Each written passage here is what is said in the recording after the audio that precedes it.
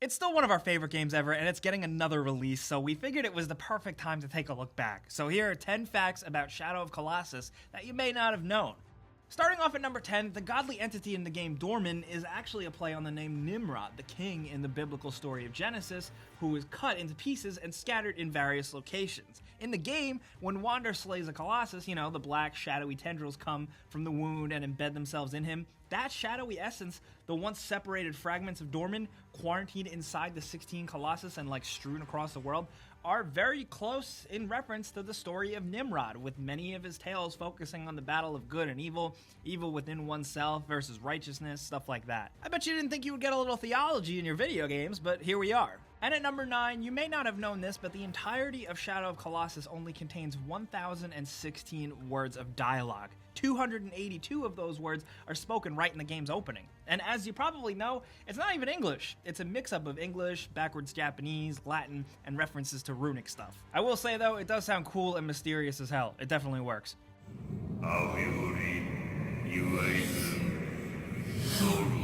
And next at number 8, the game was featured pretty prominently in the film Reign Over Me. A lot of people miss this. In this movie, Adam Sandler's character, racked by grief, locks himself away in his room and plays this game for hours and hours. The main character's whole emotional progress was actually measured by his progress in the game. Adam Sandler also supposedly ad-libbed a conversation about the game's mechanics in the film, and both he and the other star, Don Cheadle, mastered the game over the course of the film. And it's a good movie. You should probably see it, because Adam Sandler used to be really good. We miss that Adam Sandler.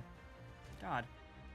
But at number 7, creator and leader behind the game Fumito Ueda reportedly wished for the game to have a unique presentation and change how both players and developers would perceive what bosses should be in video games. This was no short order and really ambitious. So to ensure that programmers focused entirely on the Colossus battle quality, he limited the amount of enemies so that they could only be approached one at a time and have various completely different behavior patterns. The intention was to make every Colossus completely unique and completely surprising. Though limiting the presence of enemies to only bosses was partially intended to just differentiate the game from others, Ueda also expressed that it was to ensure the programmers' focus was entirely on the Colossi themselves, so that their quality would be as high as possible. And I think it's safe to say that that strategy definitely worked out for him.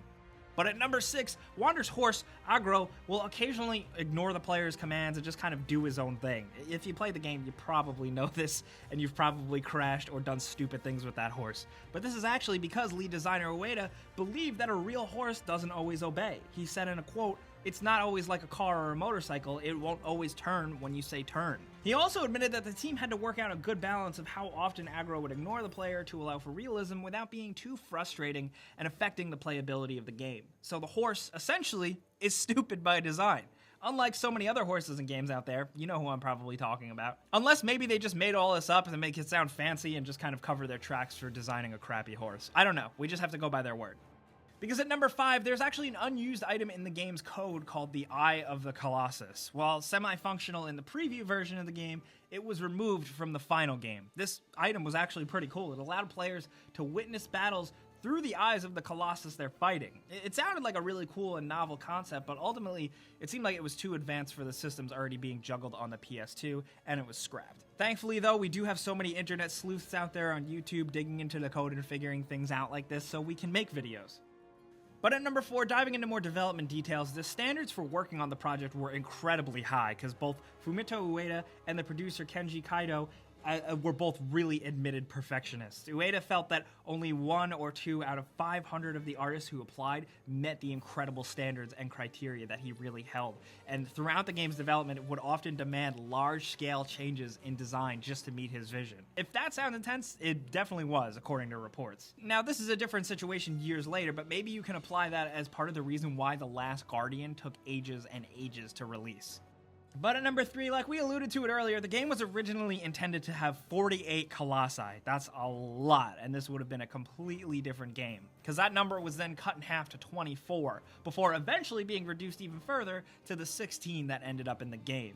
That said, though, none of the Colossi have official in-canon names. All the names that fans go by and the ones included in the guidebook are just nicknames that the developers came up with to distinguish them. Now, I still want way more of a look at some of these cut bosses, because if they're anything close to what that slight data out there does suggest from the ones we've seen, they could have been awesome. But unfortunately, it seems like we'll never know.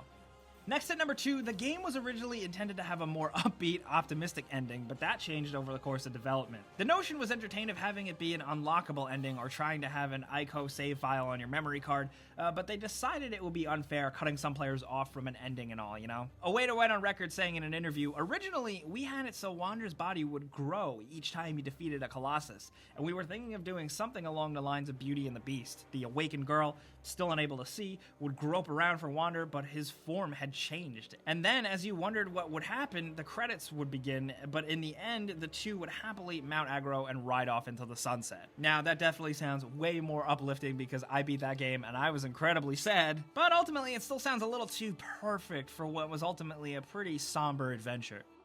Now at number 1, this is cool because I'm just a sucker for this stuff. There was a viral marketing campaign for the game that was launched in 2005. There was a typepad blog called Giantology, and it was created as the hub. The character or author of the blog was a 28-year-old electronics store worker and gamer who was named Eric Belson from Evanston, Illinois. Now in this blog, Eric considered himself the world's first giantologist and ran the blog where he would post his research on giant mythological creatures and posted photos and videos that showed evidence, apparently, of Colossi existing up to the lead up of the game. The site was seen by over 25 million people and was a hell of a way to tease a game announcement. From stuff like this to I Love Bees for Halo, they just don't do this stuff like they used to.